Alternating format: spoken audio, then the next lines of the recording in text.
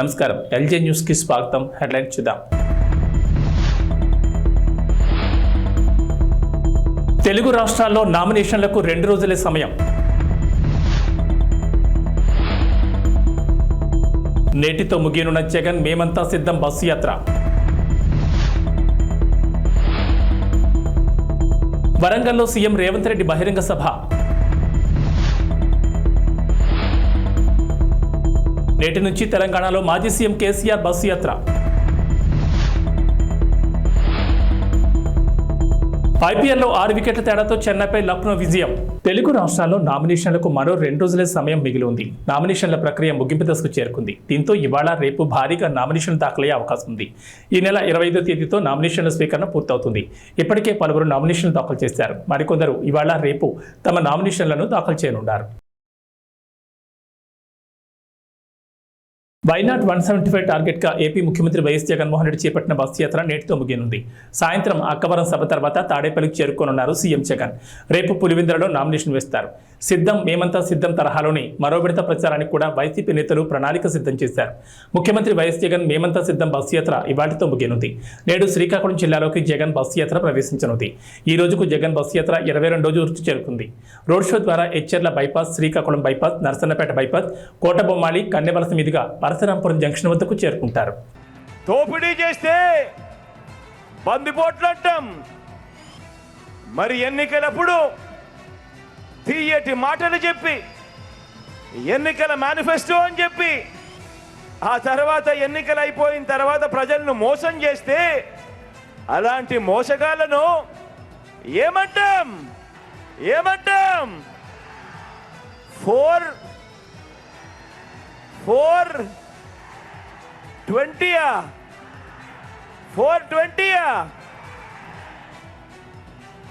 బాగా చెప్పారు. అలాంటి వాళ్ళను 420 అనే అంటారు.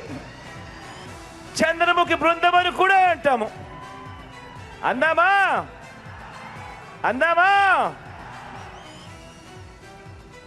ఎన్నికల్లో ఈరోజు కురుక్షేత్రంలో తలబడతా ఉన్నాం. జగన్ను ఓడించాలని వారు, పేదల్ని గెలిపించాలని, ఇంటింటి అభివృద్ధిని కొనసాగించాలని మనం చేయబోతున్న ఈ యుద్ధంలో మరో చారిత్రాత్మక విజయానికి సొంతం చేసుకునేదానికి మీరంతా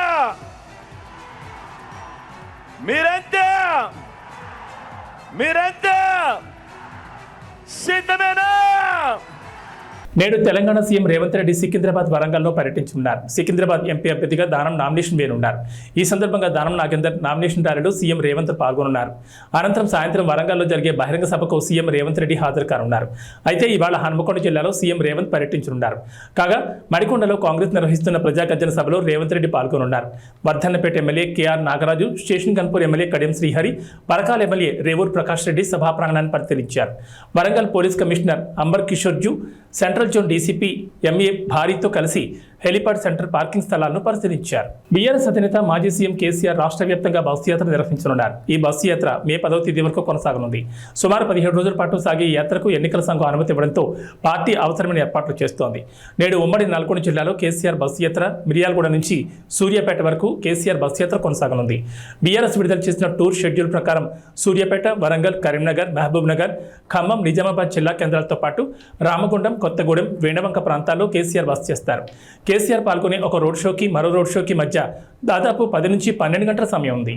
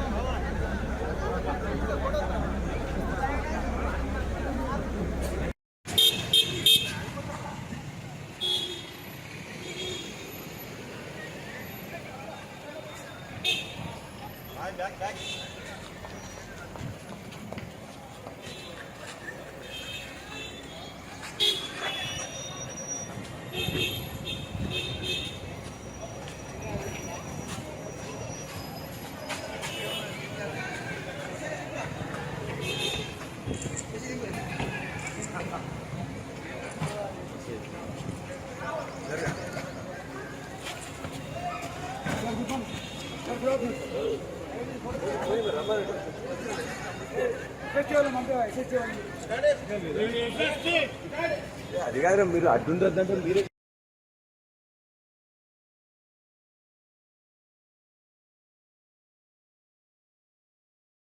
తెలంగాణలో ఇంటర్మీడియట్ పరీక్షల ఫలితాలు బుధవారం విడుదలయ్యాయి. ఏప్రిల్ 24న ఉదయం 11 గంటలకు ప్రథమ, ద్వితీయ, ఇంటర్ ఫలితాలు ఒకేసారి విడుదల చేశారు.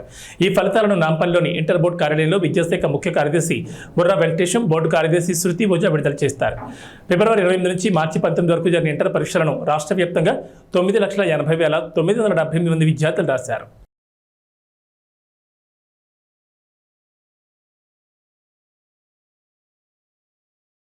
అమిత్ షా తెలంగాణ పర్యటన ఖరారైంది. రేపు అమిత్ షా హైదరాబాద్కు రానున్నారు. ఎల్బీ స్టేడియంలో పోలింగ్ బూత్ ఇన్ఛార్జీలతో సమావేశం కానున్నారు. అనంతరం భాగ్యలక్ష్మి అమ్మవారిని దర్శించుకోనున్నారు. తెలంగాణలో లోక్సభ ఎన్నికల బరిలో నిలిచే అభ్యర్థులపై కసరత్తు జరుగుతోంది. ఇప్పటికే 8 మందిని ప్రకటించిన బీజేపీ మరో 9 మంది గెలుపు గుర్రాల కోసం వేట కొనసాగిస్తోంది. ఈ క్రమంలో ఈ నెల 12న అమిత్ షా హైదరాబాద్కు వస్తున్నట్లు తెలిపారు.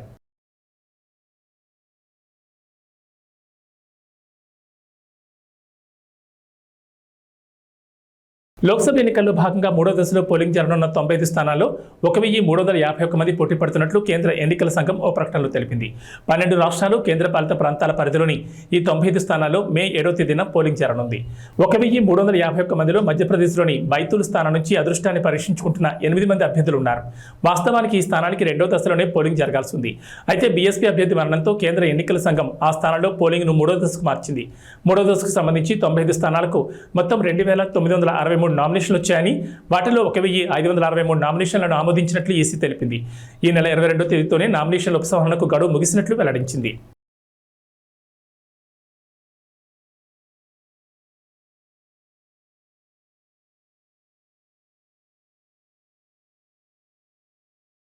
ఆయుధాల కొరతతో ఇబ్బంది పడుతున్నాం, సైనిక సాయం కావాలంటూ గత కొంతకాలంగా మొరపెట్టుకుంటున్న ఉక్రెయిన్కు మరో ఊరట కలిగించే వార్త. ఇప్పటికే $61 బిలియన్ ప్యాకేజీకి అమెరికా ప్రతినిధుల సభ పచ్చజెండా ఊపడంతో తెలిపిన పడ్డ ఉక్రెయిన్కు మంగళవారం బ్రిటన్ కూడా సైనిక ప్యాకేజీని ప్రకటించింది. 542 కోట్ల సాయాన్ని అందించనున్నట్లు బ్రిటన్ ప్రధాని రిషి సునాక్ తెలిపారు.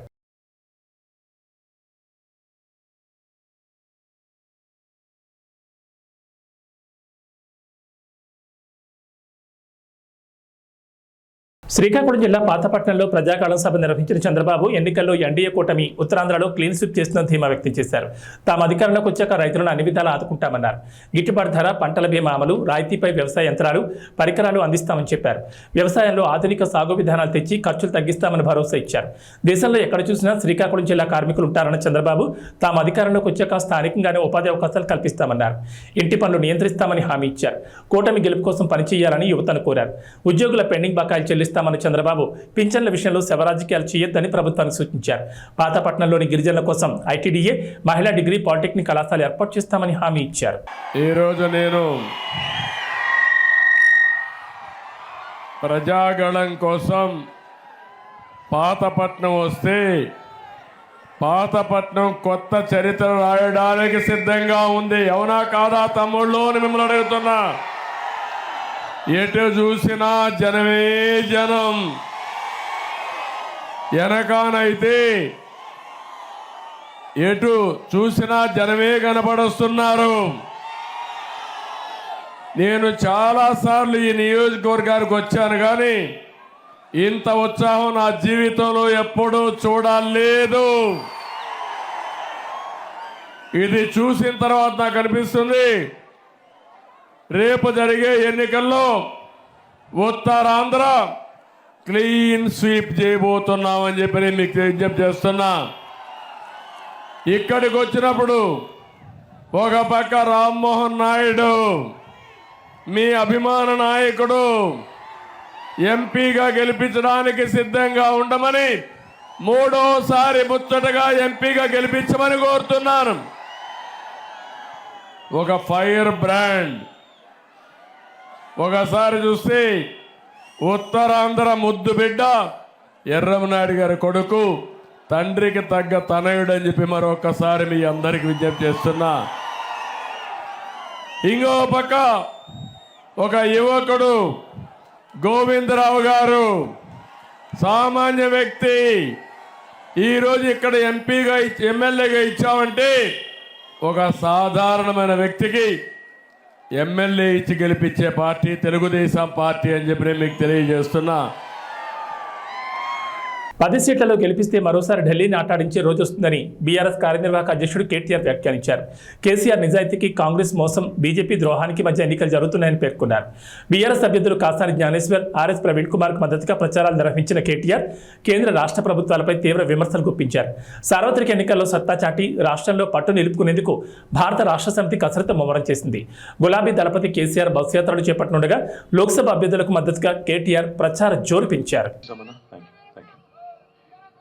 గౌరవనీయులైన పెద్దలు, మాజీ మంత్రివర్యులు, మీ అందరికీ ఆప్తులు, గతంలో వర్ధన్నపేట శాసనసభ్యుడిగా ఇవాళ వర్ధన్నపేటకు ఈ ఎన్నికల్లో ఇన్ఛార్జ్గా వ్యవహరిస్తున్న గౌరవనీయులు మరి ఎర్రబెల్లి దయాకర్ రావు గారు, మరొక ఇన్ఛార్జ్ గారు గౌరవనీయులు పెద్దలు మాజీ చీఫ్ విప్, ఈరోజు హనుమకొండ జిల్లా పార్టీ అధ్యక్షులు గౌరవనీయులు అన్న దాస్యం వినయ్ భాస్కర్ గారు, పెద్దలు గౌరవనీయులు శాసన మండలిలో డిప్యూటీ చైర్మన్ గారు అన్న బండా ప్రకాష్ గారు, మాజీ ఉప ముఖ్యమంత్రి పెద్దలు గౌరవనీయులు మరి స్టేషన్ గన్పూర్ నియోజకవర్గ బాధ్యులు అన్న డాక్టర్ తాటికొండ రాజయ్య గారు, గౌరవనీయులు భూపాలపల్లి మాజీ శాసనసభ్యులు గండ్రా వెంకటరమణారెడ్డి గారు, మాజీ మంత్రివర్యులు గౌరవనీయులు శాసన మండలి సభ్యులు అన్న బసవరాజ్ సారయ్య గారు, మన స్థానిక సంస్థల ఎమ్మెల్సీ, ఈరోజు యువకుడు ఉత్సాహవంతుడు వరంగల్ ఈస్ట్ ఇన్ఛార్జ్గా ఉన్న తమ్ముడు పోచంపల్లి శ్రీనివాసరెడ్డి గారు, పరకాల మాజీ శాసనసభ్యులు గౌరవనీయులు అన్న చెల్ల ధర్మారెడ్డి గారు, కూడా చైర్మన్ గారు సోదరులు సుందర్రాజ్ గారు, గౌరవనీయులు సోదరిమణి లలితా యాదవ్ గారు, గౌరవనీయులు మాజీ జిల్లా పరిషత్ చైర్మన్ సమ్మారావు గారు, గౌరవనీయులు జనార్దన్ గౌడన్న గారు, కేతిరెడ్డి వాసుదేవ్ రెడ్డి గారు, వేదిక పైన ఉన్న గౌరవనీయులైన సీనియర్ నాయకులకు, గౌరవనీయులైన వర్ధన్నపేట నియోజకవర్గంలోని వివిధ మండలాల అధ్యక్షులకు, అదేవిధంగా వివిధ డివిజన్ల అధ్యక్షులకు, గౌరవ కార్పొరేటర్లకు, మాజీ కార్పొరేటర్లకు, ఎవరెవరి పేర్లైతే నేను చెప్పలేదో మనసులనే తిట్టుకోండి, బయటికి తిట్టుకోవద్దని కోరుతూ, మరి వేదిక ముందున్న పాత్రికేయ మిత్రులకు, వర్ధన్నపేట నియోజకవర్గం నుండి ఈరోజు ఇంత పెద్ద సంఖ్యలో రాత్రి 9 అవుతుంటే కూడా కదలకుండా రేపు వర్ధన్నపేటలో కసి తీరా ఓటేస్తాం, తప్పకుండా ద్రోహులను కసి తీరా కాటేస్తామనే విధంగా 50,000 ఓట్ల మెజారిటీ ఇచ్చి మన అభ్యర్థి సుధీర్ కుమార్ గారిని గెలిపిస్తామని ఇక్కడ సమావేశంలో పాల్పంచుకుంటున్న మా అన్నదమ్ములకు, ఆడబిడ్డలకు పేరు పేరున అందరికీ హృదయపూర్వకంగా నమస్కారాలు. మన పార్లమెంట్ అభ్యర్థి డాక్టర్ సుధీర్ గారికి కూడా హృదయపూర్వకంగా అడ్వాన్స్ గా కాబోయే ఎంపీ కాబట్టి అడ్వాన్స్ గా హృదయపూర్వకంగా శుభాకాంక్షలు కూడా నేను తెలియజేస్తా ఉన్నాను. చంపిన్రు, బిడ్డను వేరు చేసిండ్రని తెలంగాణ ఏర్పాటు మీద విషం జిమ్మినందుకు కోటే అన్నా, 5 మండలాలు తీసుకుపోయి ఆంధ్రాలో బలవంతంగా కలిపినందుకు కోటే అన్నా, లేదా మనకిచ్చిన పునర్విభజన చట్టంలో ఒక్క హామీ నిలబెట్టుకోనందుకు మనం ఓటే అన్నా, కాజీపేటలో కోచ్ ఫ్యాక్టరీ పెట్టనందుకు, బయ్యారంలో ఉక్కు కర్మాగారం పెట్టనందుకు, ఇచ్చిన ఒక్క మాట నిలుపుకోనందుకు ఓటే అన్నా, తెలంగాణకు ఒక్క మెడికల్ కాలేజ్ ఇయ్యనందుకు, ఒక్క నవోదయ పాఠశాల పెట్టనందుకు, ఒక్క విద్యా సంస్థ పెట్టనందుకు ఓటే అన్నా, లేదా 2014లో నువ్వే కదా డైలాగులు కొట్టినావు, నేను భారతదేశానికి మొత్తం ఏదైతే నల్లధనం బయటికి పోయిందో దాన్ని తీసుకొస్తా, ప్రతి ఒక్కరి ఖాతాలో 15 లక్షల రూపాయలు వేస్తా అన్నాడు నరేంద్ర మోడీ. పడ్డాయా 15 లక్షలు? పడ్డాయా మోడీ 15 లక్షలు? పడలే, దేశంలో ఎవరికి రాలే, 15 లక్షలు రాలే. సంవత్సరానికి 2 కోట్ల ఉద్యోగాలు ఇస్తా అన్నాడు నరేంద్ర మోడీ, 10 ఏళ్లలో 20 కోట్ల ఉద్యోగాలు ఇవ్వాలి, ఇచ్చిండా? రైతుల ఆదాయం డబల్ చేస్తా అన్నాడు, 2022 సంవత్సరం కల్లా చేసిండా? ఇంటింటికి నల్ల పెడతా అన్నాడు, కేసీఆర్ పెట్టిండు తప్ప మోడీ పెట్టలేదు దేశంలో. అదే విధంగా ప్రతి మనిషికి ఇల్లు కట్టిస్తా అన్నాడు, బుల్లెట్ రైళ్లు అన్నాడు, 5 ట్రిలియన్ ఎకానమీ అన్నాడు. ఇవేమైనాయా మోడీ గారంటే ఇవేమి చెప్పాడు. ఇప్పుడు ఏమంటాడు? జై శ్రీరామ్, అదొక్కటే తెలుసు, జై శ్రీరామ్. మనం కట్టలేదా గుడి? యాదగిరి గుట్టలో మనం కట్టలేదా యాదాద్రి? మనం ఎప్పుడైనా దేవుని అడ్డం పెట్టుకుని రాజకీయం చేసినావా? జై శ్రీరామ్ అనాలే, అక్షింతలు పంపాలి ఇంటికి, ఓట్లు అడగాలి. శ్రీరామునితో మనకు పంచాయతీ లేదు. దేవుడు అందరివాడు. దేవుడు బీజేపీ వాళ్ళకు మాత్రమే దేవుడు కాదు, మనకు కూడా ఆయననే దేవుడు. దేవునితో మనకు పంచాయతీ లేదు. రాముడికి మొక్కుదాం, కానీ తెలంగాణకు నయా పైసా పనిచేయని బీజేపీని మాత్రం ఓట్లతోనే పండబెట్టి తొక్కుదామనే మాట ఈ సందర్భంగా నేను మీకు విజ్ఞప్తి చేస్తా ఉన్నా. ఒక్క బుడ్డ పైసా పనిచేయలే బీజేపీ ఈ దేశానికి కానీ మన రాష్ట్రానికి కానీ. అట్లాంటి వాళ్ళని ఎందుకు ఆదరించాలి? ఏం చేసిందని ఇవాళ వాళ్ళకి ఓట్లు వేయాలి, ఏం చేస్తారని చెప్పి రేపు ఓట్లు వేయాలనే మాట దయచేసి ఆలోచించమని నేను కోరుతా ఉన్నా. నేను ముగించే ముందు మీ అందరితో ప్రార్థించేది ఒకటే, ఈ పార్లమెంట్ ఎన్నిక సుధీర్ కుమార్ ఎన్నిక కాదు. ఈ పార్లమెంట్ ఎన్నిక మనందరి బతుకు తెరువుకు సంబంధించిన ఎన్నిక, తెలంగాణ భవిష్యత్తుకు సంబంధించిన ఎన్నిక. తెలంగాణకున్న ఒక్క గొంతు కేసీఆర్. ఆ కేసీఆర్ గారినే ఇలా ఖతం చేయాలని కాంగ్రెస్ బీజేపీ కుమ్మక్కై రాజకీయం చేస్తూ ఇవాళ మన పార్టీని పొందబెట్టి. సార్వత్రిక ఎన్నికల వేళ ముఖ్యమంత్రి రేవంత్ రెడ్డి పాలమూరు జిల్లాలో 5వ పర్యటించారు. మహబూబ్ నగర్ లోక్సభ స్థానం పరిధిలోని నారాయణపేట జిల్లా మద్దూరులో కాంగ్రెస్ కార్యకర్తల సమావేశానికి హాజరయ్యారు. లోక్సభ ఎన్నికల్లో కాంగ్రెస్ ను దెబ్బతీసేందుకు బీఆర్ఎస్ బీజేపీ కుట్రలు పన్నుతున్నాయని ఆయన ఆరోపించారు. 10 ఏళ్ల కేసీఆర్ హయాంలో తెలంగాణ నాశనమైందన్నారు. రుణమాఫీపై బీఆర్ఎస్ నేతల విమర్శలపై రేవంత్ ఎదురుదాడికి దిగారు. తర్వాత కొత్తపల్లి మండలంలోని తిమ్మారెడ్డిపల్లిలో బాబాజీ ఆలయానికి వెళ్లిన సీఎం ప్రత్యేక పూజలు నిర్వహించారు. అనంతరం నాగర్ కర్నూలు జిల్లా బిజినపల్లిలో కాంగ్రెస్ జనజాతర సభకు హాజరయ్యారు. డీకే అరుణ, ఆర్ఎస్ ప్రవీణ్ కుమార్లతో తనకు ఎలాంటి వివాదం లేదన్నారు. 70 ఏళ్ల తర్వాత పాలమూరు జిల్లాకు వచ్చిన అవకాశాన్ని ఉపయోగించుకుని అభివృద్ధి చేసుకుందామని, అందుకు 2 ఎంపీలను గెలిపించాలని రేవంత్ ప్రజలకు పిలుపునిచ్చారు. సీఎం జగన్పై 26 కేసులున్నాయి. 11 సిబిఐ కేసులు, 9 ఈడీ కేసులున్నాయి. నంద్యాల, విజయవాడ, మంగళగిరి, పొన్నూరు, సరూర్ నగర్ పోలీస్ స్టేషన్లో 6 కేసులున్నాయి. జగన్ పెద్ద కూతురు హర్షిని రెడ్డి పేరిట 4.43 కోట్ల విలువ చేసి 4.187 కిలోల బంగారం, చిన్న కూతురు వర్షితారెడ్డిల పేరిట 4.40 కోట్ల విలువ చేసి 3.450 కిలోల బంగారం ఉంది. జగన్ పెద్ద కూతురు పేరిట కర్ణాటకలో 2 వాణిజ్యేతర స్థలాలు, ఇడుపులపాయలో 4.5 ఎకరాలు, 5.50 ఎకరాలు, కె ఎల్లమ్మవారిపల్లిలో, పాలెంపల్లిలో 1.63 కోట్ల విలువ చేసే ఆస్తులున్నాయి. ఇక చిన్న కూతురుకు అదే ప్రాంతంలో అంతే సమానంగా ఆస్తులున్నాయి. పెద్ద కుమార్తెకు 25.89 కోట్లు, చిన్న కుమార్తెకు 25.57 కోట్లు విలువైన ఆస్తులున్నట్లు వెల్లడించారు. ఇక సీఎం జగన్ భార్య భారతి పేరిట 5.29 కోట్ల విలువ చేసి 6.47 కిలోల బంగారు, వజ్రాలున్నాయి. ఎర్రగుడిపల్లి, కచ్చివారిపల్లి, పులివెందల, రాయదుర్గం, తాడేపల్లిలో ఆస్తులున్నాయి. వీటి విలువ 56,92,19,104గా చూపించారు.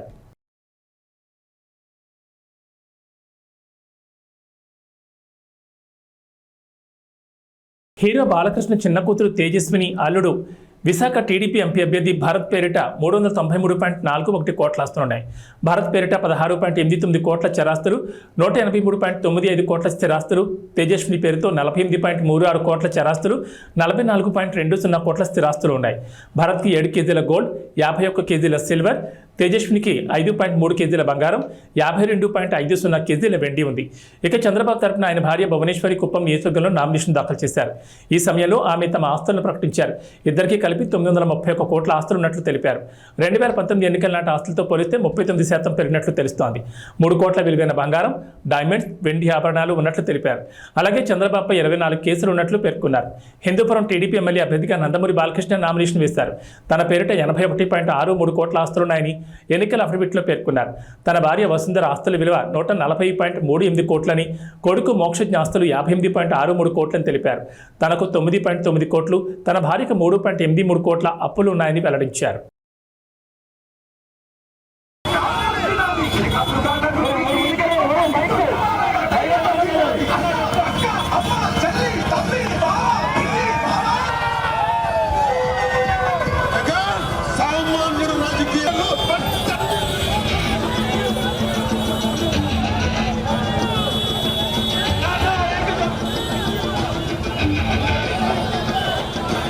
అధికార వైసీపీతో అంటకాగుతూ 5 ఏళ్లుగా ఆ పార్టీ అరాచకాలు కొమ్మకాస్తూ వచ్చిన 2 సీనియర్ ఐపీఎస్ అధికారులపై ఎన్నికల సంఘం ఎట్టకేలకు బదిలీ వేటు వేసింది.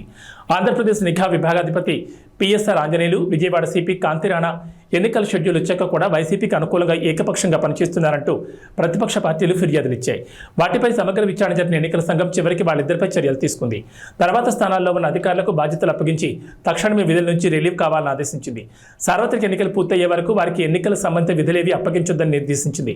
వీరి స్థానాల్లో వేరే అధికారులను నియమించేందుకు వీలుగా ఒక్కో పోస్టుకు 3 ఐపీఎస్ అధికారుల పేర్లతో ఇవాళ మధ్యాహ్నం 3 గంటల్లోగా ప్యానెల్ సమర్పించాలని సీఎస్ జవహర్ రెడ్డిని ఆదేశించింది. నిఘా విభాగాధిపతి పోస్టు కోసం అదనపు డీజీ, అంతకంటే ఎక్కువ హోదా కలిగిన అధికారుల వివరాలనే పంపాలని పేర్కొంది.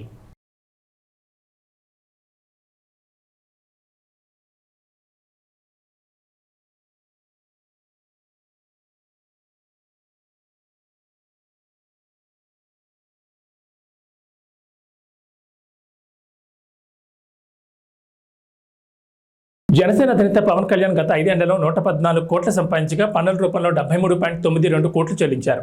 తనకు 64.26 కోట్ల అప్పులున్నాయని అఫిడవిట్లో ఆయన పేర్కొన్నారు. తూర్పుగోదావరి జిల్లాలోని పిఠాపురం అసెంబ్లీ స్థానానికి ఆయన మంగళవారం నామినేషన్ వేశారు. ఈ సందర్భంగా సమర్పించిన అఫిడవిట్లో తన ఆస్తులు, అప్పులు, చెల్లించిన పన్నుల వివరాలను వెల్లడించారు. వివిధ బ్యాంకుల నుంచి 17,56,84,453, వ్యక్తుల నుంచి 46.70 కోట్లు రుణంగా తీసుకున్నారని, తన వదిన ప్రముఖ హీరో చిరంజీవి భార్య సురేఖ నుంచి 2 కోట్ల అప్పుగా తీసుకున్నారని పేర్కొన్నారు. Mythri movie makers, Haarika Haasini creations తో పాటు పలు నిర్మాణ సంస్థలు, నిర్మాతల నుంచి అప్పులు తీసుకున్న పార్టీ కార్యక్రమాలు, సేవా కార్యక్రమాలు 17.15 కోట్ల విరాళం అందించగా వివిధ సంస్థలకు 3.32 కోట్ల విరాళాలు ఇచ్చారు. AP, Telangana CM relief fund కు 50 లక్షలు చొప్పున, అయోధ్య రామ మందిర్ నిర్మాణానికి 30,11,117 రూపాయలు విరాళంగా అందజేశారని పవన్ వివరించారు. రాష్ట్ర ప్రయోజనాల కోసం తగ్గి త్యాగాలు చేసి తెలుగుదేశం పార్టీ ఇబ్బందులు ఉన్నప్పుడు నిలబడి ముందుకెళ్ళాం. అదేవిధంగా చాలామంది బలమైన నాయకులు వారు కొంత త్యాగాలు తప్పలేదు. ఆ భాగంలోనే మాకు మండపేట, రామచంద్రాపురం చాలా ఒక 30-40 నియోజకవర్గాలు మా అభ్యర్థులు పెద్దాపురం లాంటి నియోజకవర్గంలో కూడా నేను విత్డ్రా చేయడం జరిగింది. అందరినీ సర్దుకోమని చెప్పాను. దాంట్లో భాగంగానే చాలా బలమైన ప్రజానాయకులు,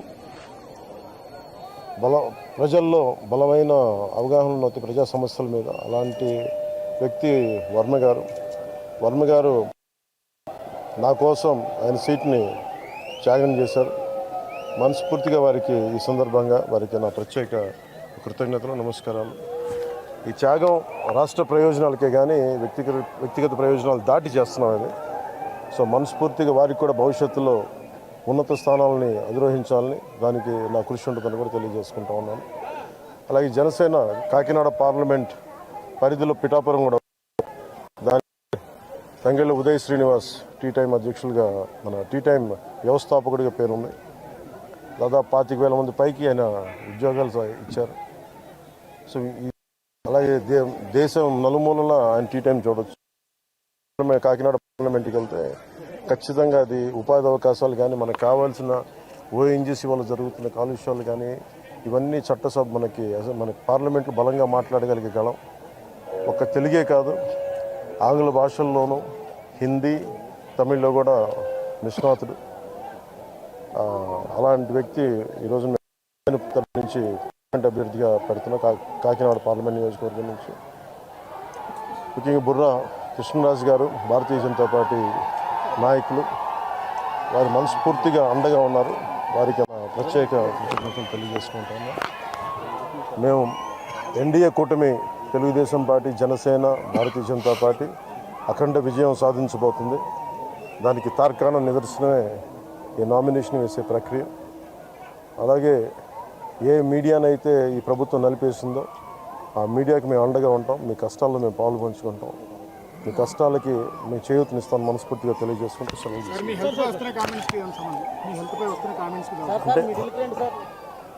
ఏమంటారండి హెల్త్ కామెంట్స్? చెప్పాను కదండి ఆల్రెడీ. పెన్షనర్లకు సంబంధించి పింఛన్ ఇంటికి పంపుతారా లేదా ఎన్నికల నేపథ్యంలో ప్రభుత్వం రాజకీయం చేసే అవకాశం చెప్తారా? దీనికి మీరు ఏం మెసేజ్? అలా ఇది నిజంగా కనుక చీఫ్ సెక్రటరీ కానీ, పోలీస్ అధికారులు కానీ దీనికి అడ్డంకులు కల్పించకపోతే పెన్షన్ ఇళ్ళకే చేరుద్ది. ఖచ్చితంగా. కాకపోతే దీన్ని వాళ్ళు ప్రభుత్వం ఆపాలనుకుంటే ఇది ఖచ్చితంగా ఈరోజు ఈ 1వ తారీఖు ఇంటికి పెన్షన్లు అందకపోతే దాంట్లో ప్రభుత్వం కుట్ర ఉంది.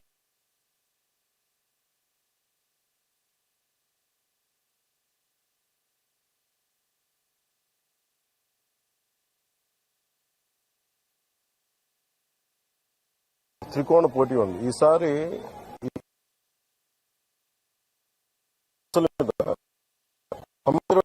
పెట్టడానికి ఇప్పుడు నేను వర్మ గారు విడివిడిగా పోటీ చేయడానికి కలిసి మేము ఉమ్మడిగా ఒక ప్లాట్ఫామ్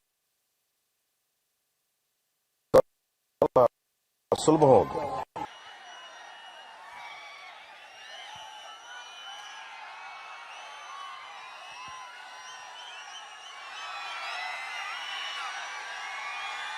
ఒక పౌర్ణమి రోజున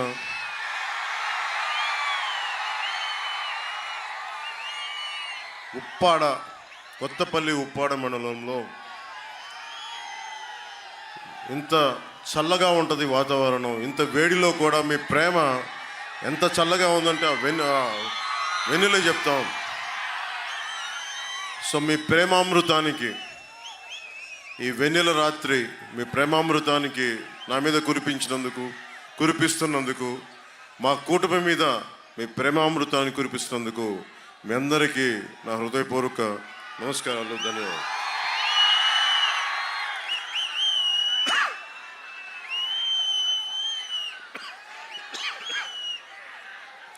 ఈ రోజున మంగళవారం పౌర్ణమి, చిత్తా నక్షత్రం, హనుమాన్ జయంతి, శ్రీపాద శ్రీవల్లభుడి నక్షత్రం ఈరోజు. అలాంటి రోజున నన్ను ప్రేమించే నా పిఠాపురం ప్రజల మధ్యలో 70,000 పైనుంచి 1,00,000 వరకు వచ్చి నాకు ఈరోజు మద్దతు తెలిపారు. నాకు ఈరోజు నామినేషన్కి మీ అందరికీ చేతులెత్తి నమస్కరిస్తున్నాం. ఇలాంటి ఘనమైన నామినేషన్ వేయడానికి ఎమ్మెల్యే బలంగా ఉండి ఎమ్మెల్యేగా చేసి ప్రజలందరి మనల్ని భారీ లక్ష్య ఛేదనలో మార్కస్ స్టానిష్ రికార్డు స్థాయి శతకం బాదడంతో ఐపీఎల్ 2024లో లక్నో సూపర్ జైంట్స్ మరో సంచలన విజయాన్ని అందుకుంది. ప్రస్తుత ఎడిషన్లో చెన్నై సూపర్ కింగ్స్ జట్టును సొంత మైదానంలో ఓడించిన తొలి జట్టుగా అవతరించింది. చెన్నై నిర్దేశించిన 211 పరుగుల భారీ లక్ష్యాన్ని 19.3 ఓవర్లలోని 6 వికెట్ల తేడాతో ఘన విజయం సాధించింది. ఏబీ బులెటిన్ విశేషాలు. నమస్కారం.